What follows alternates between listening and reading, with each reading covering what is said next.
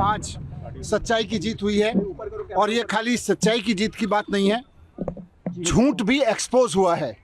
Bharatiya Janata party चुनाव में नहीं जीत पाती, पार्टी को नहीं तोड़ पाती, तो एक इंश्योरेंस अरेस्ट किया गया कि इस आदमी को जेल में डाल दो तो इनकी पार्टी टूट जाएगी, इनकी सरकारें ध्वस्त हो जाएंगी।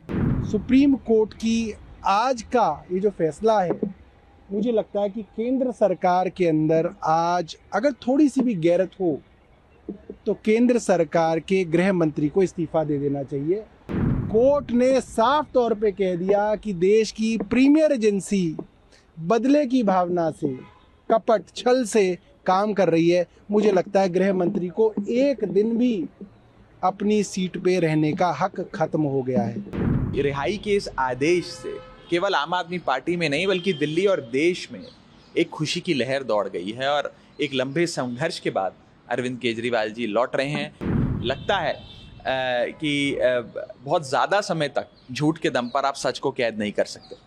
सर्वसम्मति से, दोनों जज साहिबान के सर्वसम्मति से ये फैसला आया, माननीय केजरीवाल साहब को बेल मिली और ये सबकी उम्मीदें थीं कि आज बेल मिलना चाहिए।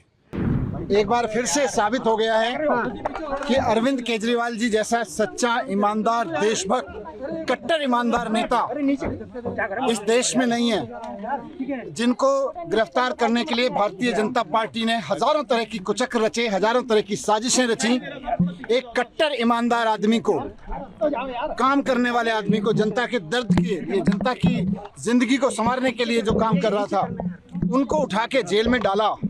इससे बड़ा पाप लोकतंत्र के इतिहास में नहीं हुआ। आज ऑनरेबल सुप्रीम कोर्ट को हम नमन करते हैं, उनको सलाम करते हैं, उनका धन्यवाद करते हैं। हम इस देश के संविधान का धन्यवाद करते हैं, बाबा साहब का धन्यवाद करते हैं, जिनके बदौलत आज सच्चाई की जीत हुई है।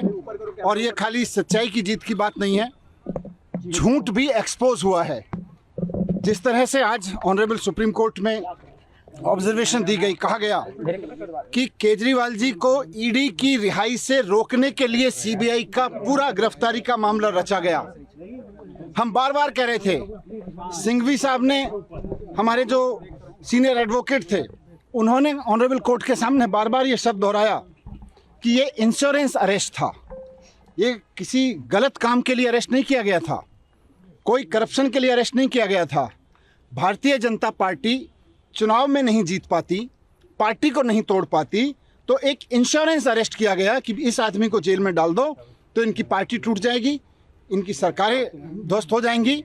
लेकिन मैं बाबा साहब को और संविधान को याद करते हुए, धन्यवाद करते हुए, ऑनरेबल सुप्रीम कोर्ट को धन्यवाद करते हुए, सिंघवी साहब का धन्यवाद करते हुए, आम आदमी पार्टी के एक एक कार्यकर्ता, एक एक लीडर, पार्षद, एमएलए, एमपी, सबको भी बधाई देना चाहता हूं, धन्यवाद देना चाहता हूं कि ऐसे संकट के समय में जब भारतीय जनता पार्टी अपनी पूरी ताकत के साथ, अपने पूरे कुचक्रों के साथ उनको कुचलने की कोशिश कर रही थी, वो टूटे नहीं, हटे नहीं, झुके नहीं, सच्चाई के साथ लड़े रहे।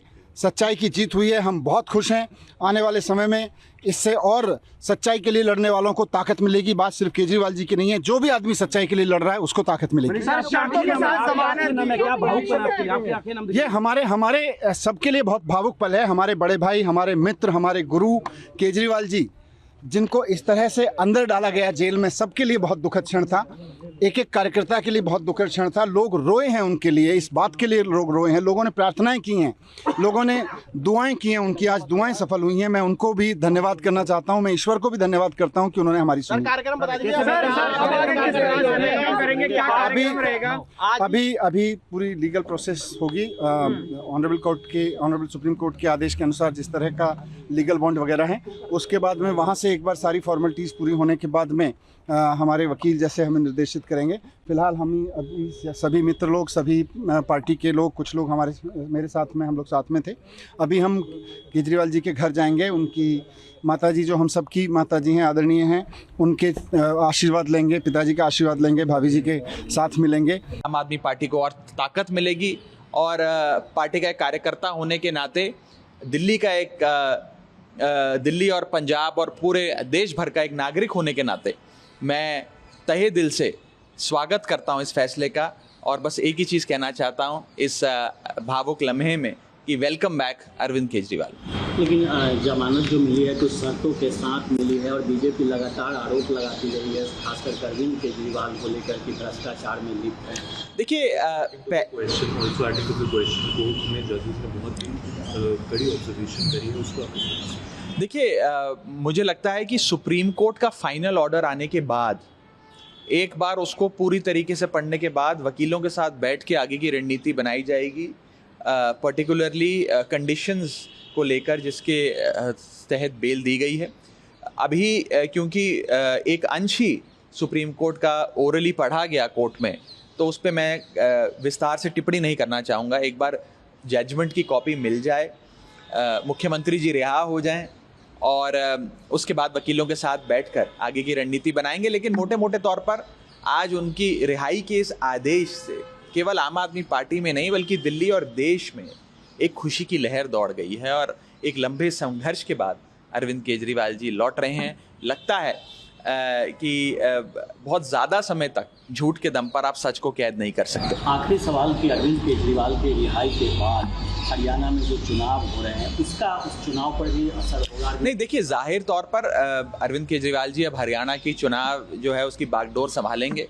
आम आदमी पार्टी हर चुनाव, दिल्ली हो, पंजाब हो, गुजरात हो या फिर आने वाला हरियाणा का चुनाव हो, वो सब अपने नेता, अपने राष्ट्रीय संयोजक अरविंद केजरीवाल जी की अध्यक्षता में लड़ती आई है। ये मेरा विश्वास है कि आते ही वे हरियाणा चुनाव में शिरकत भी लेंगे और उसकी कमान संभालेंगे आम आदमी पार्टी की ओर से। सुप्रीम कोर्ट ने आज केंद्र सरकार की इन्वेस्टिगेटिंग एजेंसीज के बारे में कहा है। मुझे लगता है वो केंद्र सरकार के लिए बहुत बड़ी फटकार है। केंद्र सरकार की प्रीमियर एजेंसी को सुप्रीम कोर्ट ने कहा कि जो पिंजरे में तोते की बात सुप्रीम कोर्ट कहता था वो आज भी सीबीआई और इन्वेस्टिगेटिंग एजेंसी के लिए है। और ये बहुत ज़रूरी है कि ना सिर्फ सीबीआई इंडिपेंडेंट दिखे, इसका परसेप्शन हो कि ये इंडिपेंडेंट है। यानी कि कोर्ट ने कहा कि जिस बदमाशी से, छल कपट से सीबीआई ने देखा कि क्योंकि अरविंद केजरीवाल जी को बेल निचली अदालत ने दे दी, रेगुलर बेल दे दी, तो भाग के 22 महीने तक जिसको गिरफ्तार नहीं किया उसको जाके झपट के गिरफ्तार किया। ये सुप्रीम कोर्ट ने कहा। सुप्रीम कोर्ट ने कह दिया कि पूरी की पूरी केंद्र सरकार की इन्वेस्टिगेटिंग एजेंसी अरविंद केजरीवाल को जेल में रखने के लिए ये सारे षड्यंत्र कर रही थी। ये बात सुप्रीम कोर्ट की बेंच कह रही है। सुप्रीम कोर्ट की बेंच ने यहाँ तक कह दिया कि क्यों मुख्यमंत्री के ऊपर ये कंडीशंस लगाई गई हैं कि वो सचिवालय नहीं जा सकते, फाइलें साइन नहीं कर सकते, मेरी समझ के बाहर है। मगर क्योंकि दूसरी बेंच ने ये कंडीशंस लगाई हैं इसलिए इसके ऊपर हम ज़्यादा टिप्पणी नहीं करना चाहते हैं। सुप्रीम कोर्ट की आज का ये जो फैसला है, मुझे लगता है कि केंद्र सरकार के अंदर आज अगर थोड़ी सी भी गैरत हो तो केंद्र सरकार के गृह मंत्री को इस्तीफा दे देना चाहिए। गृह मंत्रालय के अधीन सीबीआई आती है। कोर्ट ने साफ तौर पे कह दिया कि देश की प्रीमियर एजेंसी बदले की भावना से, कपट छल से काम कर रही है। मुझे लगता है गृह मंत्री को एक दिन भी अपनी सीट पे रहने का हक खत्म हो गया है। सर्वसम्मति से, दोनों जज साहिबान के सर्वसम्मति से ये फैसला आया। माननीय केजरीवाल साहब को बेल मिली और ये सबकी उम्मीदें थीं कि आज बेल मिलना चाहिए। चूँकि ईडी के मसले पे बेल मिल चुका था, तो आज जो बेल मिला है उसके लिए माननीय उच्चतम न्यायालय का धन्यवाद करते हैं। पूरे भारतवर्ष में हर व्यक्ति उनका धन्यवाद करता है जिन्हें केजरीवाल जी की ईमानदार राजनीति से बहुत फायदा मिला है। तो आप खुल के कर सकते हैं ना कि पॉलिटिकली मोटिवेटेड ये तमाम केस थे, के कविता, संजय सिंह, लंबी फेरिस्त अरविंद केजरीवाल। हमने तो बात बहुत पहले कह दी थी कि आप देखें ना, किस इनफैक्ट जज साहिबान ने अपने ऑर्डर्स में जो पीछे अगर आप देखें तो खुल्लम खुल्ला कहा है किस प्रकार का एविडेंस है ये कि आप 4 व्यक्तियों में 2 व्यक्ति को जो एक्यूज्ड है उसको अप्रूवर करार दे दो और उसके स्टेटमेंट पे आप अरेस्ट कर लो, वो भी सिटिंग चीफ मिनिस्टर को, डिप्टी चीफ मिनिस्टर को, मेंबर ऑफ पार्लियामेंट को। कर क्या रहे हैं आप?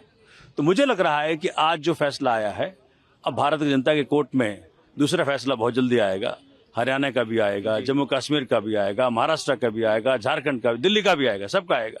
तो भाजपा की सारी कोशिशें कि केजरीवाल जी प्रचार के लिए उपलब्ध ना हो पाए, ये सब नाकाम साबित हुई, फिसड्डी साबित हुई।